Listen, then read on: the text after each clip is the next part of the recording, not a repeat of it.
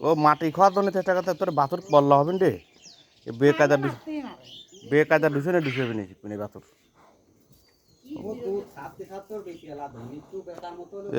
গাভীর সাইজে বাছুর বড় হয়ে গেছে। হুম, আর 15 দিন গেলে তো গাভীর সাইজে বাছুরই বড়, বেশি বড় হয়ে যাবে না।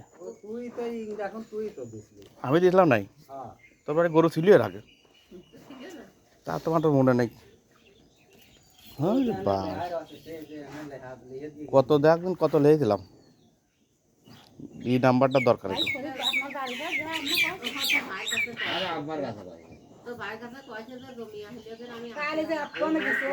যেমন গরু আছে সেমন